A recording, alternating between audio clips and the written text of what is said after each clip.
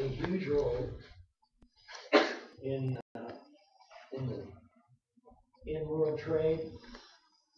I think I mentioned this, but if I didn't, by 1500, because Europe was so heavily populated, there were almost no fur-bearing animals left in Europe.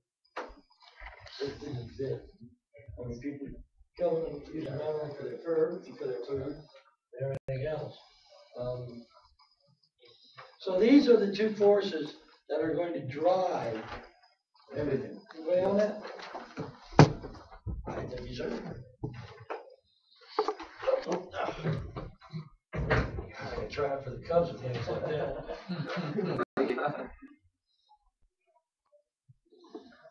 Very good field, here I come.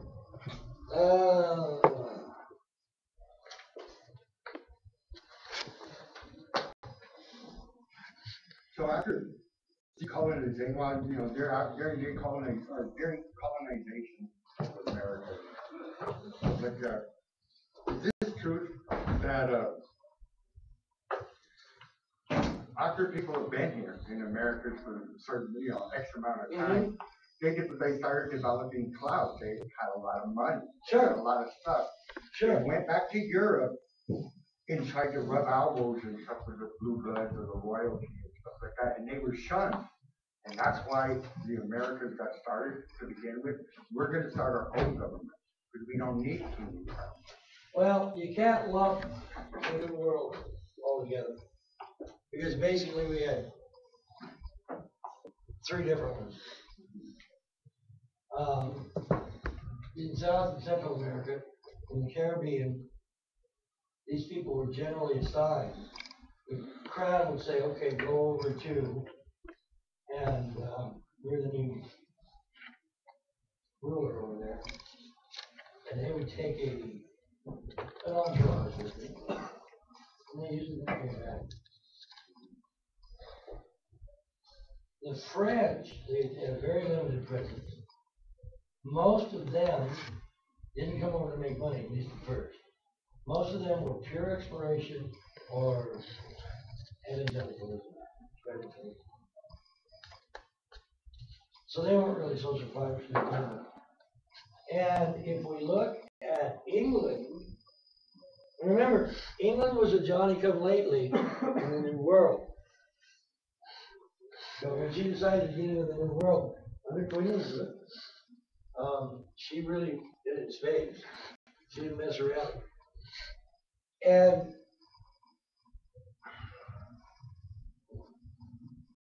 the two biggest classes of people that came over were elites that had lost a lot of money or a lot of prestige, and the poor.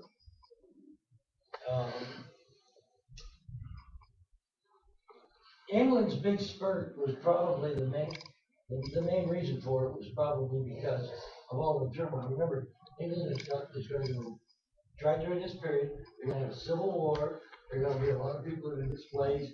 A lot of old money is going to lose their money. They're going to lose their status. And economic times are really bad, so there's a lot of guys in debt.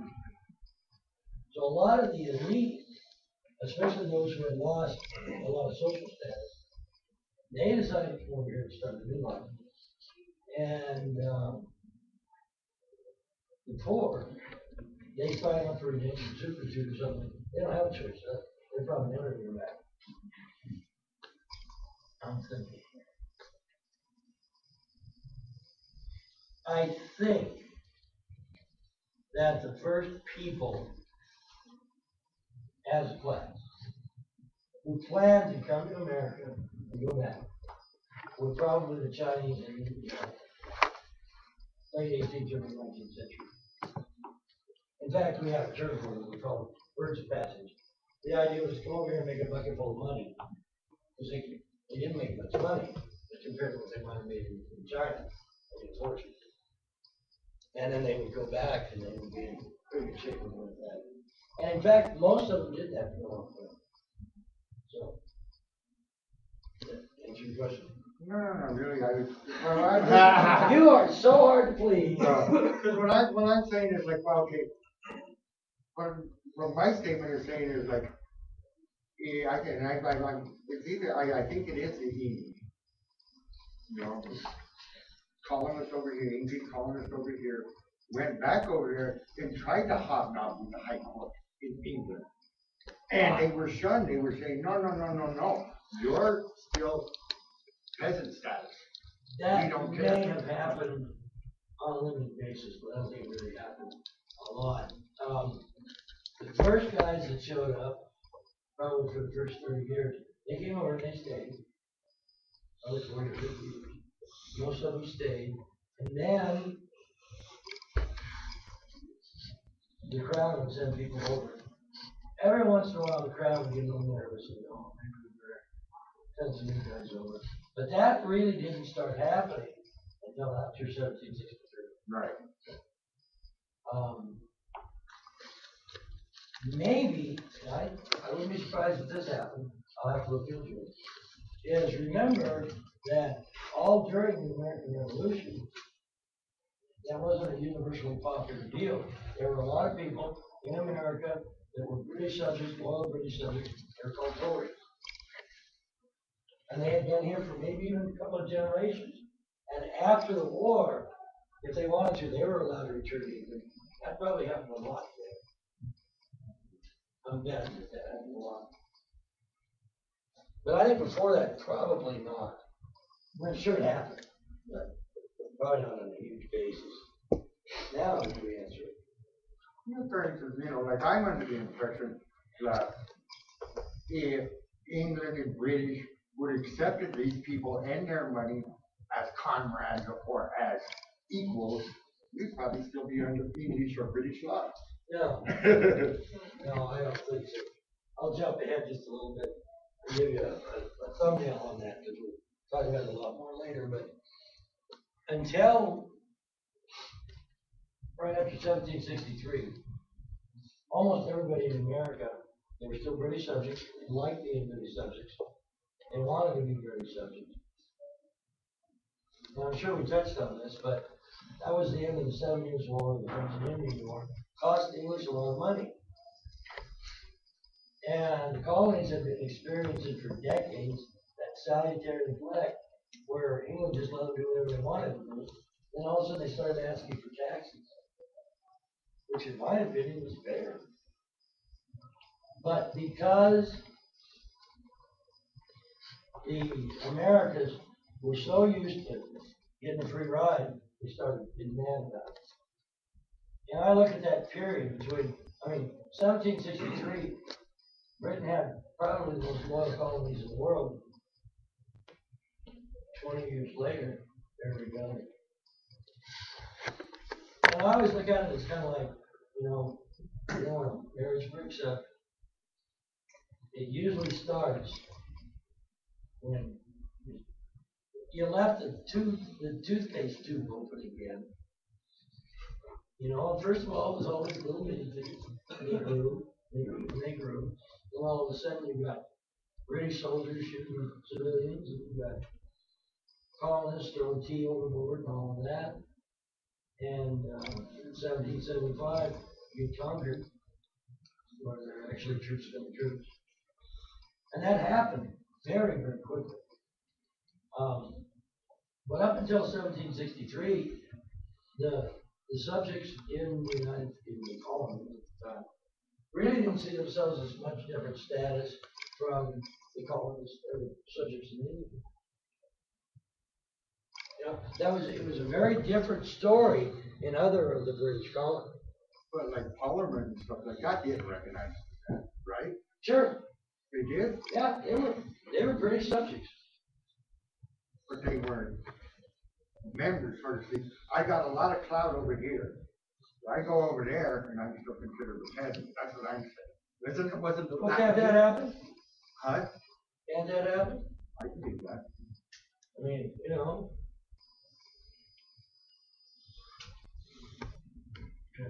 I'll use myself as an example. When I was down here, I'm a Provo boy, I'm well accepted. I know how the town works. I love being a Provo guy and all of that. When I was down in Provo, and I'm usually considered just a little bit of a left, and not very good left. I'm very centered. I got down to what's called the panhandle, and all of a sudden I was this outcast, this pink O'Connell sagging. Man, oh man, I mean, I got called things down there. I didn't even exist there. I had to look them up somewhere. But I was still a citizen of the United States.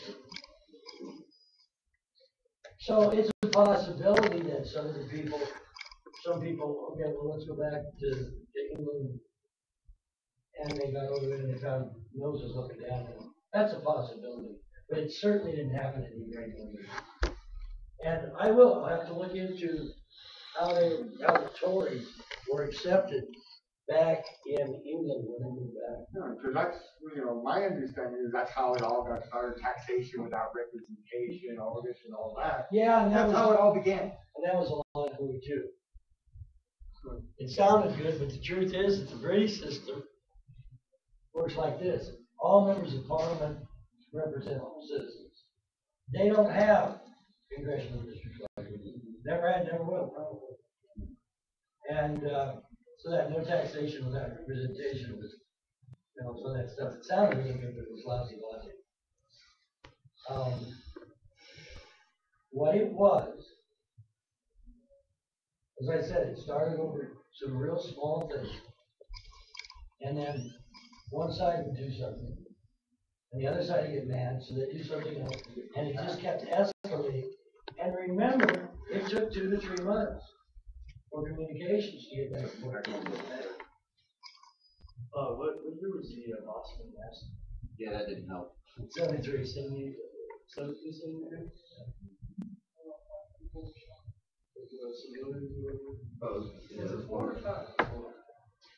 And the first, interestingly enough, was a black freedman. What? A black freedman. His name was Cyrus Christian. And he was the first casualty of the Revolutionary War. Because that's what kickstarted it, pretty much, right? Or the straw that broke. Not really. No.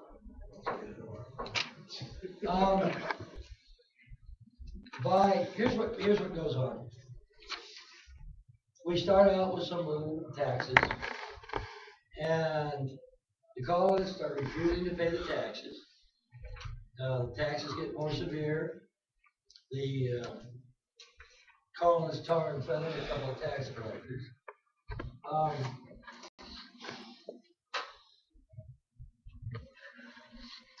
And then the tarring and feathering was one of them. There were a couple more. There was an organization that we're going to talk about, or at least I plan to talk about today, called the British East India Company, who was originally started for the spice trade and ended up in the tea trade. And this is how ludicrous it got. There was a tax on tea, and the British imposed, and the colonists said, okay.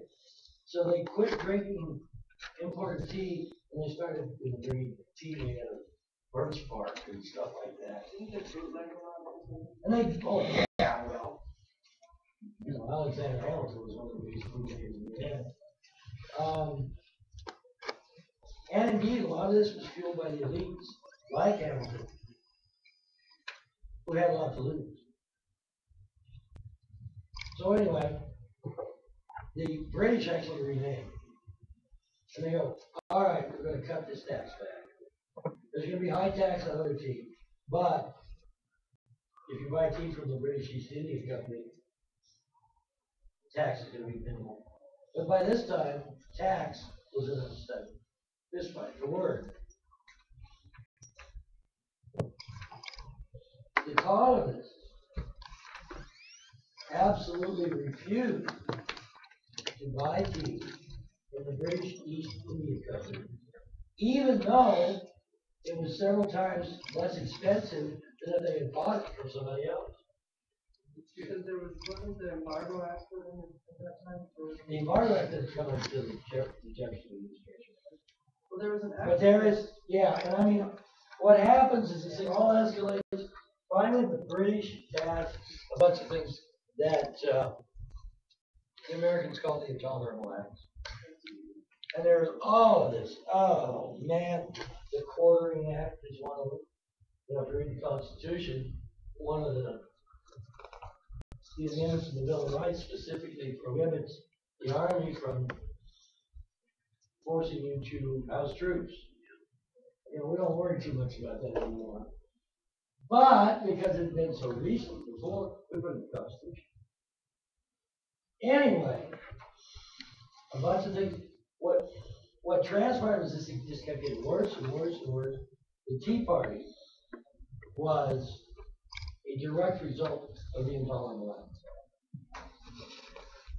And actually, the Tea Party was the one people thought it was either. When we talk about Sam Adams, Sam Adams had a bunch of hooligans called Sons of Liberty, and they really were hooligans. And there was a East India ship in the harbor, so we took a bunch of these hooligans down to the bar and got them good and drunk. Dressed them up as Indians and said, throw the tea overboard. They were very careful not to damage any property and just threw the tea overboard. Didn't hurt anybody, and they weren't trying to fool anybody into thinking they were Indians. As a matter of fact, they didn't want them to think they were Indians. They wanted them to know these were colonists. Of course, what was Sam Adams doing out of it? He's back in town over here. He never did go away. As a result, now it's really escalated to the point where Britain closes Boston Harbor. Cole's Massachusetts charter closes Boston Harbor, and Boston Harbor is by far the most used harbor. It's incredibly busy, and it's pretty much the one that supplies all the colonies. Certainly all the colonies, Virginia and Maryland. And that's what really ended up causing the outbreak. But it was one of those things where in 20 years, they went from being absolutely best of friends, one big happy family, to a shooting war. Wasn't there somebody that sent a message to Britain that he wanted to come talk to him about getting independence? And Right till the end. It said something like, "You pay me $6 million, and then we can talk." Oh, that comes right after that stage. Yeah. I know what you're talking about. Yeah, that comes afterwards. That's John Jay and those guys.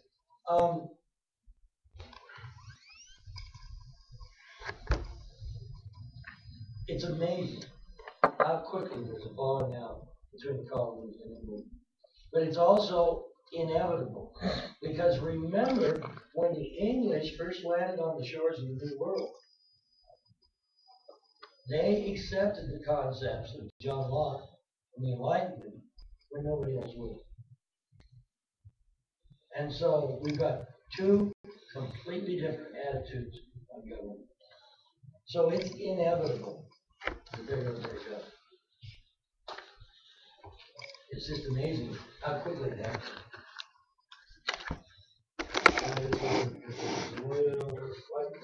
The truth is that when the war broke out, the colonies didn't want independence.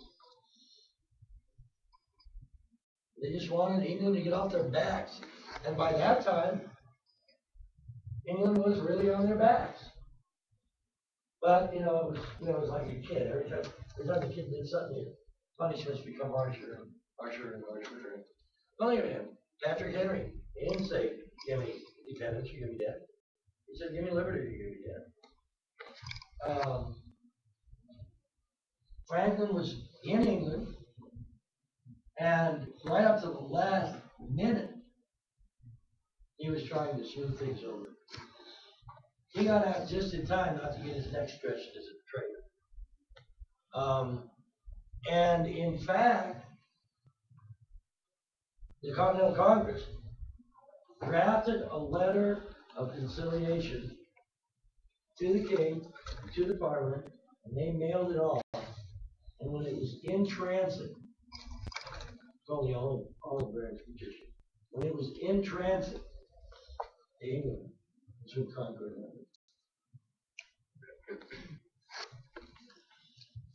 So right up to the very end, everybody's going, do we really want this? We really don't. I think we do. And then when we got to Concord, and people were killed, so Gabe and his bunch showed up. They were supposed to They knew there was a weapons cache up there, and they were supposed to go get the British. And when they showed up there were a bunch of guys hiding behind trees, and they started shooting. And the fact that, you know, I guess it really wasn't that much of a fight, but the fact is that if you were keeping score, the colonists won that. And that gave the colonists a real shot in the arm. They're going, we can beat these guys. We did a lot of that, like, what do you call it? I don't know. Guerrilla warfare. Yeah, because battles weren't fought like that. The British would come and they play their flute. No, they had there was we'll talk about this one, First World War. You know, they've been fighting the same way for hundreds of years. You guys over there, you wear green, line up over there. You guys over here, you wear blue, line up over here. You pick up your muskets that you can fire about every minute and a half, and are accurate to about 100 feet. And you start marching towards one another. And then when you get close enough, somebody gives the command, and you fire. And a couple of guys on each side you'd kill. And that was the way the wars were fought. The British thought that the colonists were terribly ungentlemanly because of how they fought. And I mean, you can spend a whole semester studying guerrilla warfare. But the truth is that in a guerrilla war, the person from the foreign soil almost never wins. It takes such an overwhelming force. And I've always wondered, here's a country that won our freedom through guerrilla warfare. Why don't we know any better? You know, we talk about Washington, and he fought in the French and Indian War for the British, and he was not very good. He just wasn't a very good general. But when he took over the colonial forces, it was a whole different ballgame. And he understood guerrilla warfare. And he knew one important thing. He didn't have to win. He just had to not lose. And sooner or later, the rest of it would go away. And when we look at the modern history of guerrilla warfare with the United States, that's exactly what happened in Vietnam. We declared victory went home. A couple of years later, South Vietnam fell. That's exactly what's happening in Iraq. And that's exactly what's going to happen in Afghanistan. I read an article last night where the Taliban in the last 2 years has probably tripled their power. At least doubled it. I hear rumors that the reason we have military forces in Afghanistan to begin with has nothing to do with insurgents or nothing else like that. It has to do with the opium trade. Pharmaceutical. You know what? There's some truth to that. And the gins they said too, but There's some truth to that. I think the reasons were Iraq and Afghanistan. I think we got 2 reasons: Bush and Cheney. But I won't go there. Oh yeah, Rumsfeld. I forgot my good buddy Donnie. Everybody's big bad man. How about it? Any more? All right. So let's talk about some of these guys. As I said, the Europeans wanted commercial connections with Asia.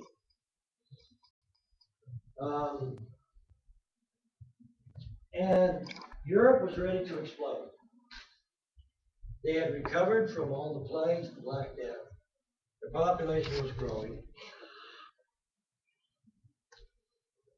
And they are entering the scientific revolution and the Enlightenment. I'll do that now, I'll do it later.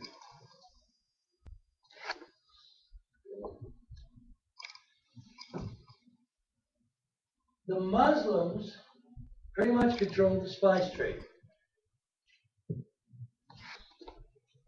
And most of the spices, by this time, Italy, present-day Italy, had broken up into city-states, and most of the power of the states, especially Venice, centered around trade. And a lot of people in Europe didn't like this. And the Portuguese, at this time, were really in a position where they could do something about it. A very powerful movement. And during this period, they were making a lot of money, making a lot of silver, not so much gold, but a lot of silver, out of their colonies in the New World. To the point where silver becomes the trading commodity. What's a trading commodity?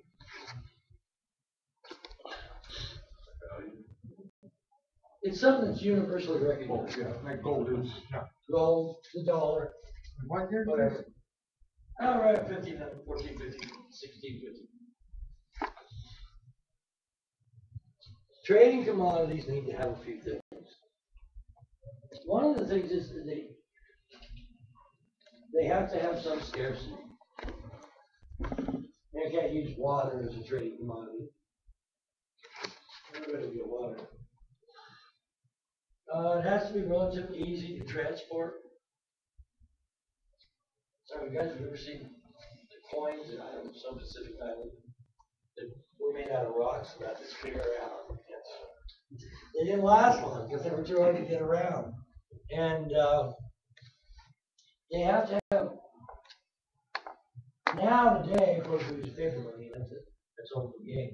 But they also have to be durable.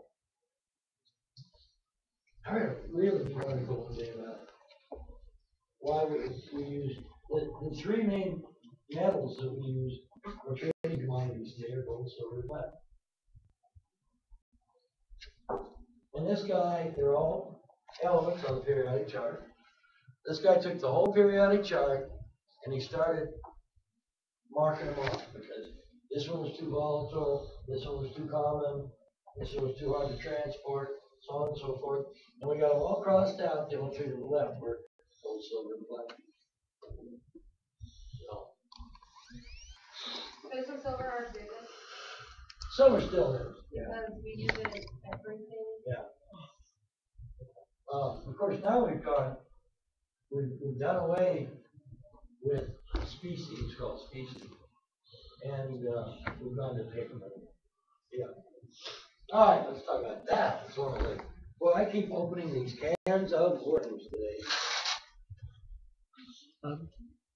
So as long as we're in trade, we're talking about. I mentioned specie and fiat money.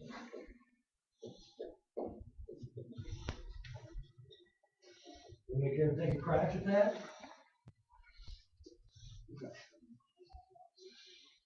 What's that? I don't know what word. Specie. I have a die in here.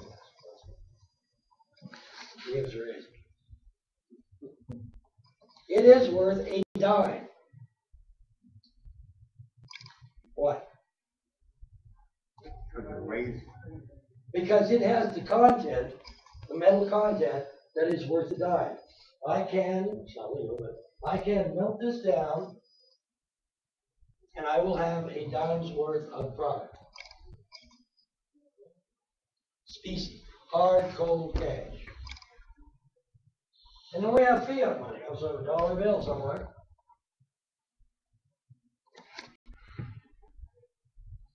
In God we trust, and all of that stuff. It's worth $1. Why is it worth $1? Because we say it's worth $1. We have gold. Supposedly, yeah, we have gold. And of course, this has changed in the last 40 years. 50 years. Our dollar bills used to say silver certificate. And I could go to any bank, plop down a dollar bill, and say I want $1 in silver. They don't say that anymore. Yo, I was gonna ask you. I watched this from a video on YouTube. I learned a little something about this. I was actually just about to ask you, but I wasn't for sure if it pertained to this or not. Have you ever heard of the NIA? They did a video on YouTube. It's called College Conspiracy, and it basically talks about how much it costs. But then they go into how the American dollar used to be backed up by silver. well, actually they said Once by it was gold. yeah. Now it's birth certificates. You talk about the straw man? Yeah. Yeah, that's now it's birth certificates. What, 1930s? No, actually, we went up to silver standard in 1960. Yeah, I don't know what you're talking about. Yeah. Straw man, something. But at any rate, now it's worth it because people are willing to agree that it's worth it. One of the reasons that markets can fluctuate so drastically worldwide is because the agreement changes on a daily basis. Because I know we get off. Well, I also heard that they got like Pepsi and products are like actually what they're using as backing up like what money is worth. Yeah. Conspiracy. Yeah. I'm not saying there aren't conspiracies. I'm just saying that 99% of them are. Yeah. I mean, look what's happened to the stock market in the last 2 days, last 5 days. Now, the stock market lost hundreds and hundreds of points for 2 days in a row. And then, bang, yesterday it gained 280 points. Bang, today it's gained, last time I looked, at 160 points. A lot of that has to do with what people can see is the value of these things. Yes. Well, I guess my next question is if it's not backed up by the way we used to have it, then what? I mean, I'm probably gonna sound super fast in this, but I don't understand it. So then, what's the damage of deciding, hey, we're in a lot of debt. Let's just print up $600 trillion. They do that. I know it. I know it is. Everyone does I know. that. I know it's the worst thing you can do, but I guess I don't And the understand. value of American rockets. This is Joe. Well, yeah. But if Okay, it's not backed up first by of all, anything, we have to establish the fact that fiat money is valuable only because we agree it is. It has no intrinsic value. Okay? But when we get past that, money works like everything else in a marketplace. If supply is high, demand goes down, and the product is worth less. If supply is low, the value goes up, and the product is worth more. And governments, in our case, the Fed, who isn't wondering about that, that's one of the ways that they control their economy. If the economy gets really, really hot, and there's too much money in circulation, and loans are cheap, then they cut back on the supply. And if the economy is in the tubes, and this may be one of the reasons why we're getting in more trouble, then the government prints more money, but there's more money out there, it's worth less. And so they use that as a tool. 100 years ago, governments couldn't do that simply because most currencies were backed by specie. But today, it's all money market. So if tomorrow everybody in the world wakes up and decides that the dollar is not worth the paper it's printed on, economists have a term for that. We're screwed. It's pretty much like that, isn't it? $100 bill's not worth. Intrinsically, no. But because of the market, yes, it is. It's worth $100. Now, the $100 today might be different from what the $100 tomorrow is. Of course, we're myopic like everybody else, and easily so, because the world's major trading currency right now is the dollar. Oh, if you got any euros right now, guys, You're in trouble. trust me on that. The euro was doing really well until the melt, what they call the meltdown. And right now, they're not sure whether the euro's going to exist. You have the Hawaiian calendar.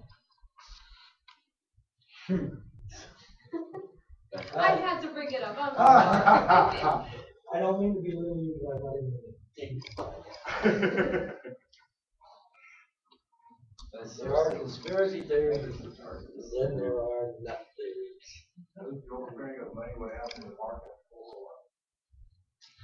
Classic example.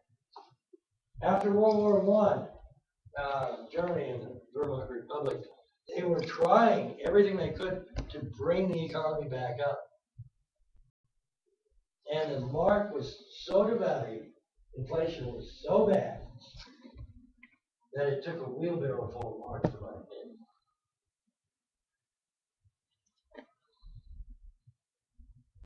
Because remember, it's all a delicate balance. We're talking strictly money markets now, but what good's money for? I mean, you know,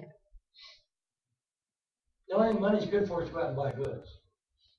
So really, it's a balance of what this dollar's worth to what this good is worth.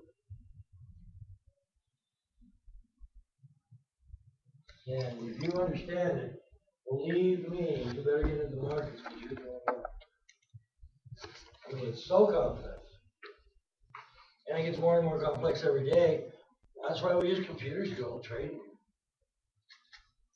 One of the things that's getting us in serious trouble. We'll see what happens. But no, as far as the euro goes, the euro's really bad shape, you know. Last week, everybody was talking about how much trouble Greece was in. This week, everybody's talking about how much Spain. I think they've given up on Greece. I think they just Greece is failed. I don't know. Anyway, that's specie and fiat. And silver and trading commodities and covered something.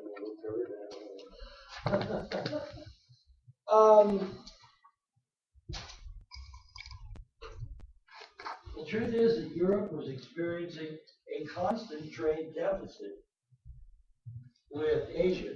You'll have to have a trade deficit. You want a quick explanation of that? Be happy. Okay.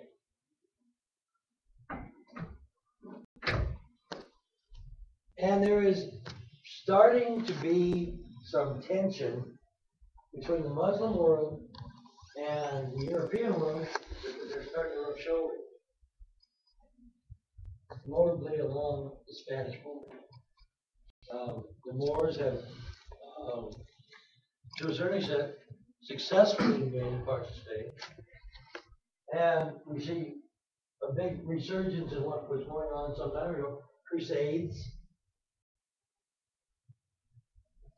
And certainly more effective than the first Crusades. This is going to have a detrimental effect on Asia. We're seeing a lot more Europeans going to Asia to beef up the spice trade. A lot of them are trying to circumvent Venice and some of the other Italian city-states. And they're also looking for, one of my favorites, I'm surprised. Yes.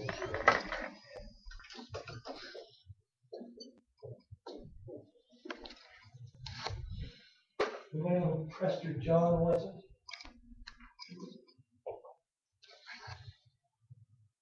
Prester John was a very, very prevalent myth, widely believed for several hundred years, right up into the 1700s. Prester John was theoretically the ruler of this, not really located, not sure where it is, utopia. He was believed to be a Christian bishop, and some even went so far as to say that his kingdom was the Garden of Eden. And this was really, really, especially around 1500, boy, this was a popular belief. And a lot of the migration, not necessarily permanent, of Europeans going into Asia were looking for this guy.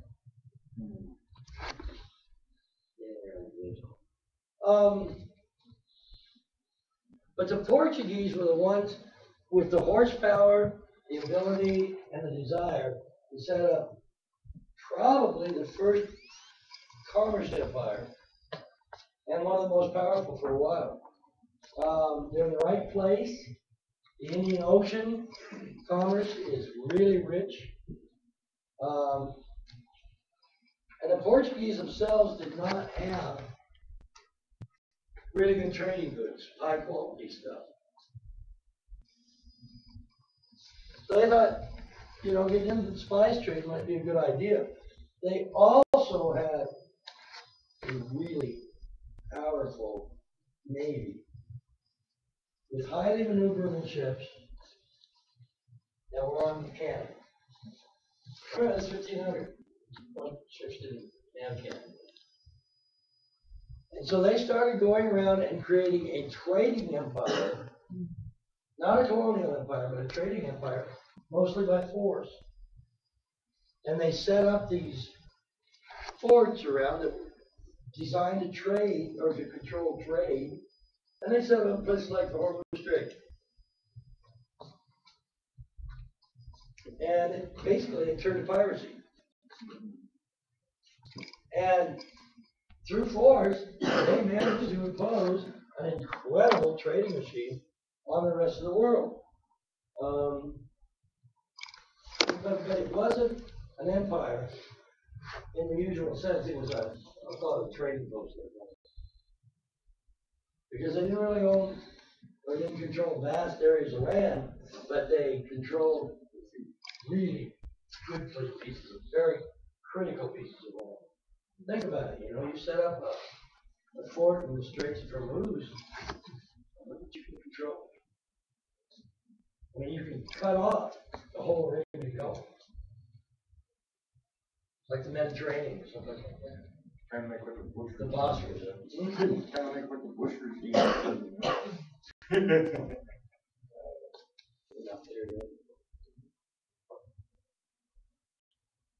Spain was right on their heels, but they believed in the more traditional ideas of colonialism, in that we are going to take over the whole colony. One of their first was the Philippines. Magellan was probably the first European to make it to the Philippines. Unfortunately, his world tour ended abruptly in the Philippines, and it's for him because he was killed. But of course, the Magellan expedition went on, and the Philippines fell in Spanish hands. And they would remain in Spanish hands until 1898, when the United States and Spain go to war. Think about it. Here's the Philippines, in the middle of the Pacific Rim, surrounded by mostly Muslim people. And what's the predominant religion? Christianity. Really, Roman Catholicism. That's one of the legacies of the Cook regime. Not the Cook regime, the Magellan regime. The Spaniards were also very, very good at seamanship. And so besides the Philippines, they're also moving into the Americas. But they don't have a sustainable version of mercantilism. It turns out that the Spaniards are primarily the reason for all the silver trade, because they are getting so much silver out of the New World. But that's not sustainable. Sooner or later, it's going to run out. It's really the Spaniards who are instrumental in setting up silver as the world trade commodity.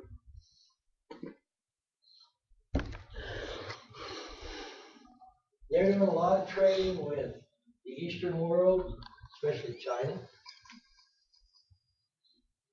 China wants silver. And Spain, and to a certain extent Portugal, have a lot of silver. So they're doing a lot of trade eventually to their own detriment because they run themselves out of silver.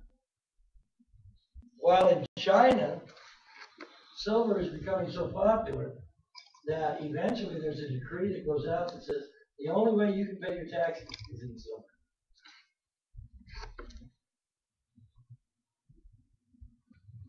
Spain, for 150 years or so, was on top of the world. Everything going forward, as I said, this is not sustainable. And the way silver flowed in to Spain and then flowed out so quickly caused hoarding and a bunch of other things. And pretty soon, the Spanish economy, internal economy, had pretty much collapsed on itself. In the meantime, I'm sure I brought it up, the King of Spain decided that he liked this idea of being the top dog in the world, at least the Western world. So he sent a fleet over to destroy the British fleet because they were getting really powerful. On the way over, they hit a typhoon. Wiped out half the fleet. They kept going, they got over to England, and they weren't near ready to fight now. Lost half the fleet.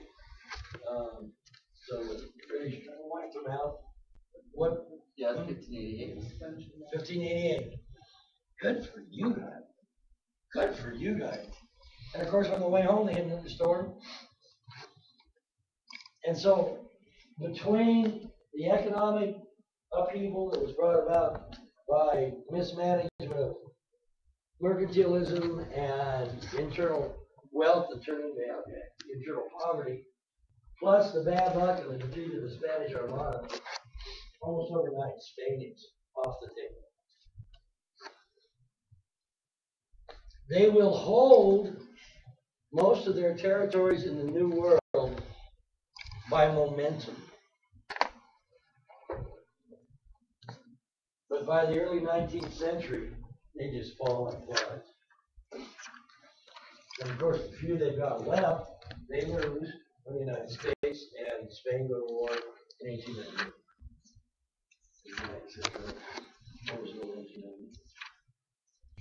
And they lose everything except Cuba to the United States. And they also lose Cuba to the United States. That's not occupied Cuba. So now who are we talking about? We're talking about the Dutch, we're talking about the British, we're talking about the French, mainly. These are the new world powers, and they are world powers because they are economic powers. I mentioned the British East India Company. The Dutch also had an East India Company. They were very, very similar. Originally, they were designed to get into Indian Ocean commerce.